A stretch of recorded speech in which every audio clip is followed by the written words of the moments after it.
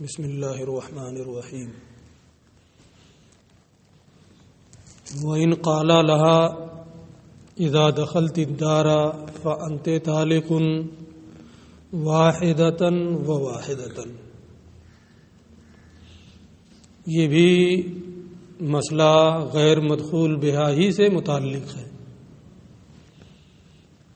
غیر مدخول بہا کی بات اوپر چل رہی تھی، یہ مسئلہ بھی اسی سے متعلق ہے۔ یہ کہتے ہیں کہ اگر شوہر نے غیر مدخول بہا عورت سے کہا جب تو گھر میں داخل ہوگی تو تجھے طلاق ایک اور ایک،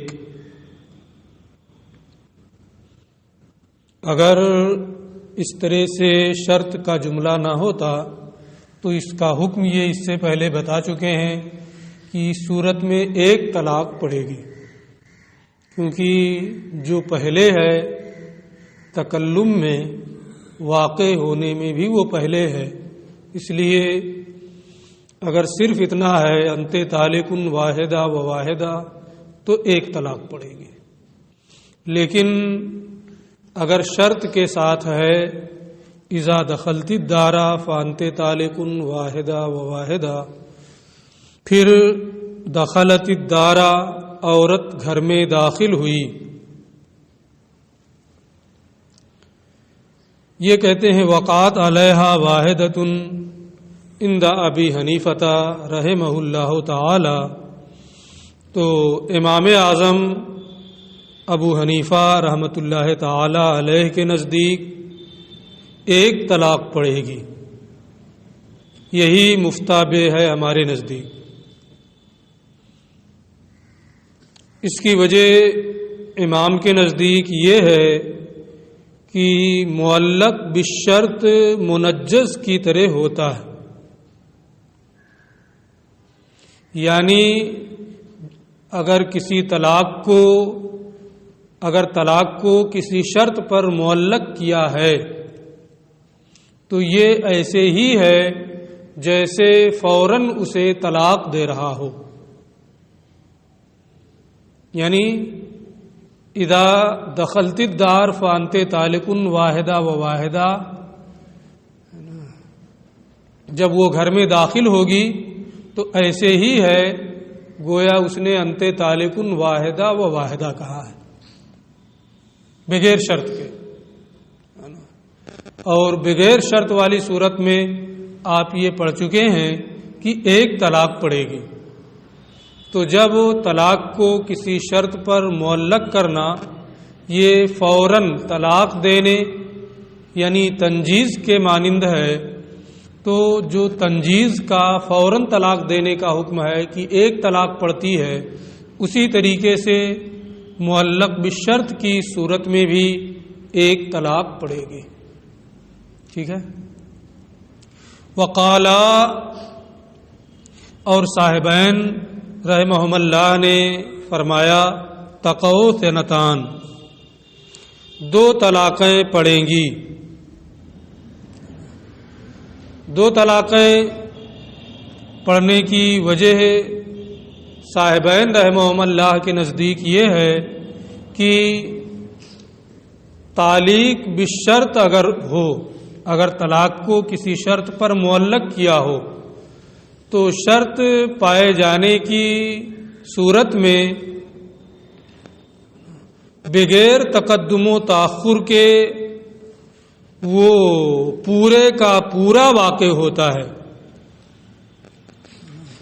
یعنی جب کہا اذا دخلت الدار فانت طالق واحدہ و واحدہ، تو جب شرط پائی گئی دخول دار ہوا تو اب ایک اور ایک یہ نہیں ہوگا، بلکہ مجموعہ من حیث المجموع ایک ساتھ واقع ہوگا، دونوں ایک ساتھ، اور دونوں ایک ساتھ اگر پڑھیں جیسے کہ کہا انت طالق واحدہ مع واحدہ تو دو پڑتی ہے نا، تو یہاں بھی معیت ہوتی ہے جب شرط پائی جائے، اس لیے صاحبین یہ فرماتے ہیں کہ اس صورت میں دو طلاقیں پڑیں گی۔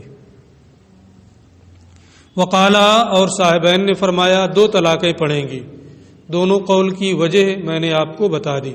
وَإِنْ قَالَ لَهَا اور اگر شوہر نے عورت سے کہا انت طالقن بمکہ تجھے مکہ میں طلاق، تو یہ چیز ہر کوئی جانتا ہے کہ ایسا نہیں ہو سکتا کہ شوہر اپنی بیوی سے یہ کہہ دے کہ تجھے اس کمرے میں طلاق، اور پھر وہ جب تک اس کمرے میں رہے مطلقہ رہے، اس کمرے سے نکل کر دوسرے کمرے میں جائے تو اس کی بیوی رہے، گھر کے اور کسی حصے میں رہے تو اس کی بیوی، جیسے اس کمرے میں پہنچے تو وہاں وہ مطلقہ رہے. ایسا نہیں ہوتا ہے. طلاق پڑتی ہے تو وہ کسی مکان کے ساتھ خاص نہیں ہوتی ہے نا، وہ ہر جگہ ہے. اس لیے اگر یہ کہا کہ تجھے مکہ میں طلاق تو دنیا کے کسی کونے میں ہو نا، وہ مطلقہ ہی رہے گی. انت طالقم بمکہ فہی طالقم فی الحال، تو طلاق فوراً پڑ جائے گی نا، اور ہر شہر میں پڑ جائے گی، کہیں بھی ہو ہے نا طلاق پڑ جائے گی. وکذالک اور یوں ہی اذا قال لها انت طالق فی الدار، جب شوہر نے یہ کہا تجھے گھر میں طلاق، تو گھر میں ہو باہر ہو کہیں بھی ہو اس پر فوراً طلاق پڑ جائے گی. وَإِنْ قَالَ لَهَا أَنْتَ طَالِقٌ إِذَا دَخَلْتَ بِمَكَّةَ، اب جملے کی نوعیت تھوڑی سی بدل گئی.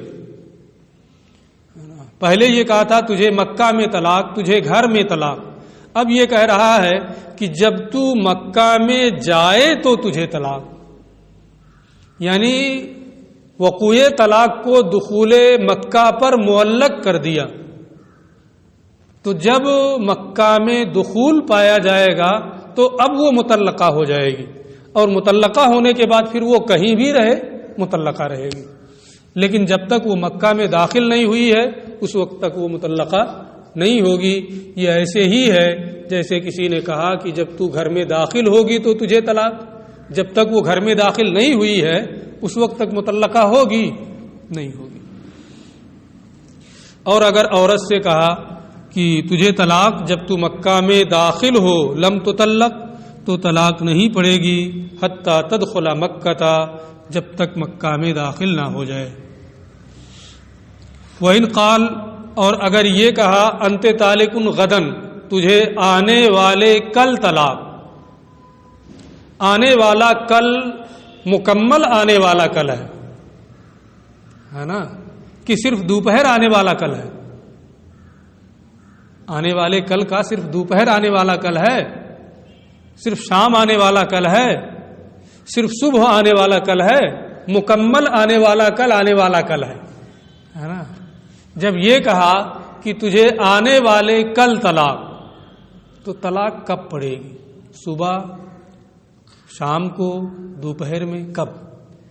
یہ کہتے ہیں کہ اس کے تمام اجزاء کل ہونے میں یکساں ہے نا، برابر ہے، کسی کو کسی پر کوئی ترجیح نہیں ہے.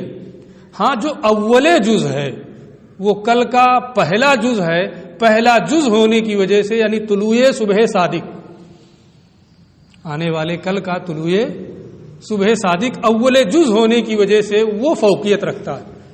اس لیے اگر یہ کہا کہ تجھے آنے والے کل طلاق، تو طلوع صبح صادق ہی سے طلاق پڑ جائے گی، باقی اجزاء کو کوئی فوقیت نہیں. ٹھیک ہے. اور اگر یہ کہا انت طالق غدن وقع علیہ الطلاق، تو عورت پر طلاق پڑ جائے گی بطلوع الفجر الثانی. ایک فجر اول ہے جسے صبح کاذب کہتے ہیں، ایک فجر ثانی ہے جسے صبح صادق کہتے ہیں، یعنی جب سے فجر کا وقت شروع ہوتا ہے، فجر ثانی کے طلوع ہوتے ہی اس پر طلاق پڑ جائے گی. ایک چیز یہاں سے یہ بالکل نئی شروع کر رہے ہیں. پہلے ایک ہماری طرف سے ایک تمہید آپ سن لیجئے تاکہ اس پورے مسئلے کو سمجھنا آسان ہو جائے. تمہید میں بہت لمبی نہیں بتاؤں گا کہ آپ اس تمہید ہی میں الجھ جائیں.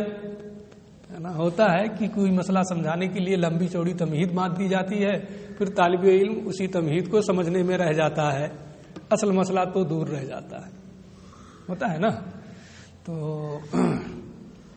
وہ یہ ہے کہ ایک ہے کسی کو طلاق کا مالک بنانا، اور ایک ہے کسی کو طلاق کا وکیل بنانا. دو چیزیں ہیں. کسی کو طلاق کا مالک بنانا اور دوسری چیز طلاق کا وکیل بنانا. اب اس کو آپ تھوڑا سا اور پھیلا کر کے سمجھ لیں کہ اگر میں نے آپ کو میں آپ کو مالک بنا رہا ہوں، میں نے یہ کہا کہ میں نے یہ کتاب آپ سے بیچ دی، آپ بے کی بحث پڑھ چکے ہیں، تو کب تک آپ کو اسے لینے کا اختیار ہے؟ پڑھا ہی نہیں ہے، ادھر سنا ہی نہیں ہوگا، ہے نا. اسی مجلس میں آپ کو قبول کرنے کا اختیار ہے. اگر مجلس بدل گئی ہے نا تو اب آپ کے قبول کرنے سے کوئی فائدہ نہیں ہے، وہ چیز آپ کی ملکیت میں نہیں جائے گی، ہے نا. تو تملیک میں مالک بنانے میں کیا ہوتا ہے کہ وہ جو مالک بنا رہا ہے اسی مجلس کے ساتھ وہ چیز خاص رہتی ہے نا. یہ کس میں ہوتا ہے کہ مجلس کے ساتھ خاص رہے؟ بے نہیں، تملیک میں، مالک بنانے میں. بے تو اب ہم بے میں نہیں جائیں گے. مالک بنانے میں کیا ہوتا ہے کہ اسی مجلس کے ساتھ وہ چیز خاص رہتی، اسی مجلس میں اسے کرنا ہے. اگر کرے تو ٹھیک، نہیں کرے گا تو اب نہیں کر، پھر بعد میں نہیں کر سکتا. لیکن توکیل میں نے آپ سے اس کمرے میں کہا کہ یار ساجد یہ میری کتاب بیچ دو کسی سے، تو آپ یہیں کسی سے بیچیں گے تبھی صحیح رہے گا. آج بیچیں، کل بیچیں، جب تک میں آپ کو منع کر دوں نہ کروں کہ نہیں یار ساجد رہنے دو نہ بیچو، اس وقت تک آپ چاہیں تو اس کو کسی کے ہاتھ بیچ سکتے ہیں. ہوتا ہے کہ نہیں ہوتا؟ تو یہ تملیک اور توکیل میں فرق ہے کہ مالک بنانے میں اسی مجلس کے ساتھ وہ خاص رہے گا، اور وکیل بنانے میں اسی مجلس کے ساتھ خاص نہیں رہے گا. جب بھی وہ تصرف کرے گا صحیح رہے گا، ہے نا. اتنا سمجھ گئے ہیں آپ؟ اب ان مسائل کو آپ دیکھیں، ہے نا، کہ اس میں یہ کیا کہہ رہے ہیں. وَإِنْ قَالَ لِامْرَأَتِهِ، اور اگر کسی نے اپنی بیوی سے کہا اختاری نفسک، یہ کنایا کا لفظ ہے، طلاق کا بھی اس میں احتمال ہے اور غیر طلاق کا بھی احتمال ہے. میں نے طلاق دے دی، اب تم اپنے آپ کی مالک ہو گئی ہو، اختیار کر لو اپنے آپ کو، یا تم اچھی ہو. اختاری نفسک، تو اپنے آپ کو اختیار کر لے. یہ جملہ شوہر نے اپنی بیوی سے کہا اور کنایا ہے ینوی بذالک الطلاق، اور اس جملے سے وہ طلاق کی نیت کرے، ہے نا. او قال لها، یا شوہر نے اپنی بیوی سے کہا طلقی نفسک، تو اپنے آپ کو طلاق دے لے. دو جملے ہیں، اختاری نفسک، طلقی نفسک. تو یہ دونوں صورتیں تملیک کی ہیں. یہ دونوں صورتیں کس کی ہیں؟ اسے طلاق دینے کا مالک بنا رہا ہے. دونوں میں فرق یہ ہے کہ پہلا والا جو ہے وہ کنایا ہے اور دوسرا والا جو ہے وہ صریح ہے نا. پہلا کنایا اور دوسرا صریح، اتنا فرق دونوں میں ہے، لیکن ہیں دونوں تملیک ہی، ہے نا. جب تملیک ہیں دونوں تو حکم کیا ہوگا کہ اسی مجلس میں اگر عورت اپنے آپ کو اختیار کرے، یا اسی مجلس میں اگر عورت اپنے آپ کو طلاق دے تب تو صحیح ہوگا. لیکن اگر مجلس بدل گئی، ہے نا، اعراض کا کوئی کام اس کی جانب سے پا لیا گیا، اب وہ اپنے آپ کو طلاق دے یا اپنے آپ کو اختیار کرے تو طلاق نہیں پڑے گی، ہے نا. تو تملیک کا یہی حکم ہے نا کہ مجلس ہی کے ساتھ وہ چیز خاص رہے گی. جس کا اسے مالک بنایا گیا. تو جب اس نے اسے اپنے آپ کے اختیار کرنے کا مالک بنایا یا اسے اپنے آپ کو طلاق دینے کا مالک بنایا ہے تو اسی مجلس میں اگر وہ طلاق دے گی تو طلاق پڑے گی. اسی مجلس میں اگر وہ اپنے آپ کو اختیار کرے گی، شوہر نے طلاق کی نیت کی ہے تو طلاق پڑے گی، اور اگر مجلس بدل گئی تو طلاق نہیں پڑے گی. اسی کو یہ کہہ رہے ہیں. یہی یہاں مین چیز یہی یاد رکھنے کی ہے نا، اصل چیز یہی. فلہا تو عورت کو حق ہے ان تطلق نفسہا کہ وہ اپنے آپ کو طلاق دے لے، ما دامت فی مجلسہا، جب تک مجلس باقی ہو، جب تک وہ اسی مجلس میں ہے وہ اپنے آپ کو طلاق دے سکتی ہے.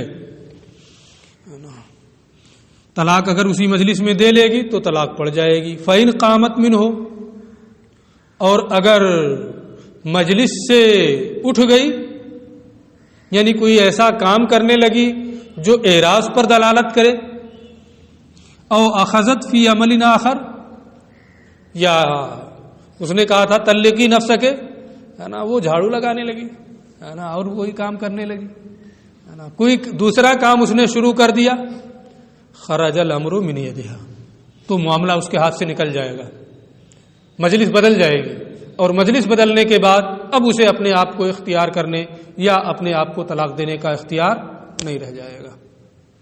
ٹھیک ہے. ہاں دونوں میں ایک فرق ہوگا کہ اگر اسی مجلس میں وہ اپنے آپ کو طلاق دے لے یا اپنے آپ کو اختیار کر لے تو میں ابھی یہ بتایا ہوں کہ ایک صریح ہے کون، طلقی نفس کے، اور ایک کنایا ہے کون، اختیاری نفس کے. صریح کے ذریعے سے کون سی طلاق پڑتی ہے، رجعی، اور کنایا کے ذریعے بائن. تو دونوں میں یہ فرق ہوگا کہ اگر مجلس میں وہ اپنے آپ کو اختیار کر رہی ہے اختیاری نفس کے ذریعے سے تو طلاق بائن پڑے گی، اور طلقی کے ذریعے سے اس نے مالک بنایا ہے اور وہ اپنے آپ کو طلاق دے رہی ہے تو کون سی طلاق پڑے گی، رجعی پڑے گی. یہ فرق ہوگا ہے نا، اسی کو آگے یہ بتا رہے ہیں. وَإِنِ اخْتَارَتْ نَفْسَهَا فِي قَوْلِهِ اختیاری نفس کے، اور اگر عورت نے اختیاری نفس کے جملے میں اپنے آپ کو اختیار کر لیا، یعنی شوہر نے کہا تھا اختیاری نفس کے اور اس نے اپنے آپ کو اختیار کر لیا، کانت واحدتاً بائنہ، تو کون سی طلاق پڑے گی، ایک طلاق بائن پڑے گی ہے نا. کیوں ایک طلاق بائن پڑے گی، کیونکہ کنایا ہے، ایک سے زیادہ نہیں پڑے گی، نہ دو نہ تین ہے نا، اگرچہ شوہر 2 یا 3 کی نیت کرے. اس کی وجہ یہ ہے کہ اختیار کرنے میں نے اسے اختیار کر لیا ہے نا، اس میں تنوع نہیں ہوتا ہے، اس میں یہ نہیں ہوتا ہے کہ کیا نام ہے بعض کو اختیار کیا ہے نا، یا اس میں کئی قسمیں بن جائیں. اختیار میں کئی نوعیں نہیں ہوتی ہیں کہ اس میں کئی نوعیں آپ بنا دیں، کئی قسمیں آپ بنا دیں. اور جب اختیار تنوع کا، کئی قسمیں بننے کا احتمال نہیں رکھتا ہے تو شوہر کا یہ نیت کرنا کہ 2 یا 3 اور عورت کا اپنے آپ کو 2 یا 3 طلاقیں دینا، یہ غیر محتمل چیز کا ارادہ کرنا ہے. لہذا شوہر اگر نیت بھی کرے اور عورت وہی دے اپنے آپ کو، پھر بھی نہیں پڑے گی 2 یا 3. ٹھیک ہے. کہاں گیا، ولا یکونو ثلاثا، اور 3 طلاق نہیں ہوگی. کیوں؟ اس لیے کہ اختیار میں تنوع نہیں ہوتا. وَإِنْ نَوَى الزَّوْجُ ذَلِكَ، اگرچہ شوہر نے 3 کی نیت کی ہو پھر بھی نہیں پڑے گی. کیوں نہیں پڑے گی میں بتا چکا ہوں. ایک چیز اور یہ کہہ رہے ہیں کہ صحابہ کرام کا اس پر اجماع ہے کہ اگر اختیاری وغیرہ کے ذریعے سے وہ طلاق دینے کی نیت کر رہا ہے تو شوہر کے کلام میں یا عورت کے کلام میں نفس کا ذکر ہونا لازم ہے. اگر اس نے کہا اختیاری، اس نے کہا اختر، تو نہ ادھر نفس نہ ادھر نفس، طلاق نہیں پڑے گی ہے نا. تو ذکر نفس جانبین میں سے کسی ایک طرف یہ ضروری ہے. اسی کو کہہ رہے ہیں ولا بد من ذکر النفس فی کلامہ او فی کلامہا. مرد کے کلام میں یا عورت کے کلام میں نفس کا ذکر ضروری ہے. اگر کسی کے کلام میں اس پر صحابہ کرام کا اجماع ہے، اگر نہیں کوئی ذکر کرے گا تو طلاق نہیں پڑے گی. یہ اختاری نفسکے کا حکم پورا ہو گیا. آگے کہتے ہیں وَإِن طَلَّقَتْ نَفْسَهَا فِي قَوْلِهِ طَلِّقِي نَفْسَكِ. اور اگر عورت نے اپنے آپ کو طلاق دی طلقی نفسکے شوہر کے قول میں، اس نے کہا تھا طلقی نفسکے اور عورت نے اپنے آپ کو طلاق دے لی، تو چونکہ یہ صریح ہے اس لیے ایک طلاق رجعی پڑے گی. اور طلاق میں قسمیں ہوتی ہیں، ہے نا؟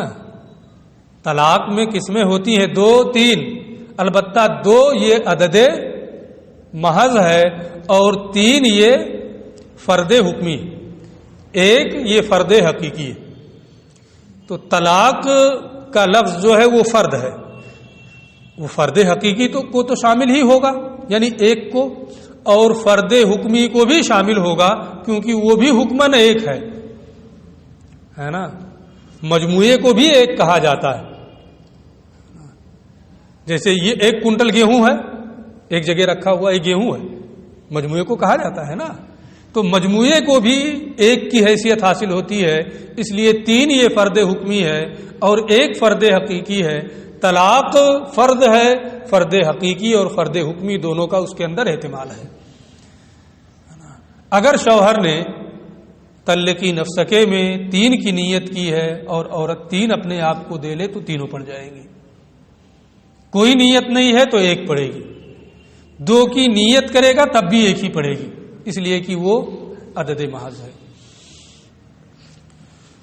تو اگر فہیا واحدۃ رجعیہ تو 1 طلاق رجعی ہے. فإن طلقت نفسها ثلاثا، تو اگر اس نے اپنے آپ کو 3 طلاقیں دیں، وقد اراد الزوج ذلك، اور شوہر نے 3 کی نیت بھی کی تھی، وقعنا علیہا، تو تینوں طلاقیں اس پر پڑ جائیں گی، کیونکہ اس کا معنی ہے افعلی فعل الطلاق، تو فعل طلاق انجام دے لے، ہے نا. اور الطلاق مصدر ہے، فرد ہے، وہ فرد حقیقی فرد حکمی دونوں کا احتمال رکھتا ہے. ایک چیز ہوئی وَإِن قَالَ لَهَا، اور اگر عورت سے کہا طلقی نفسکے، تمہارے نسخے میں نفسکے میں سے پہلے طلقی نہیں ہوگا، اس کو بنا لینا، اور تمہارے میں ہے. اور اگر عورت سے کہا طلقی نفسکے کہ تو اپنے آپ کو طلاق دے لے، متا شیتے، جب تو چاہے، ہے نا. تو اب یہ عام کر دیا اس کو، جب تو چاہے اپنے آپ کو طلاق دے لے. مجلس کے ساتھ یہ خاص رہے گا، جب چاہے طلاق دے لے کہہ رہا ہے. مجلس کے ساتھ اس کی خصوصیت ہوگی نہیں، وہ جب چاہے اپنے آپ کو طلاق دے سکتی ہے. طلقی نفسکے متا شئت، تو اپنے آپ کو طلاق دے لے جب چاہے. فلہا ان تطلق نفسہا فی المجلس وبعدہ، تو عورت اپنے آپ کو اس صورت میں مجلس میں بھی اور مجلس کے بعد بھی طلاق دے سکتی ہے. وَإِذَا قَالَ الرَّجُلُ وَإِذَا قَالَ لِرَجُلٍ، اور جب شوہر نے کسی آدمی سے کہا، اپنی بیوی سے نہیں، کیا کہا؟ طلق امراتی، تو میری بیوی کو طلاق دے دے. یہ کیا ہے؟ تو میری یہ کتاب آپ بیچ دیجئے، کیا ہے؟ توکیل ہے، وکیل بنا رہا ہوں آپ کو. ایسے ہی شوہر کسی مرد سے کہہ رہا ہے کہ تو میری بیوی کو طلاق دے دے، یہ کیا ہے؟ توکیل ہے. تو میری بیوی کو طلاق دے دے. فلہو ان یطلقھا فی المجلس وبعدہ، تو چونکہ یہ توکیل ہے اس لیے وہ وکیل مرد اس کی بیوی کو مجلس میں اور مجلس کے بعد بھی طلاق دے سکتا ہے. ٹھیک ہے، یہ مجلس کے ساتھ خاص نہیں ہوگا، وہ تمہید کام کی تھی نا. وَإِن قَالَ لَهَا، اور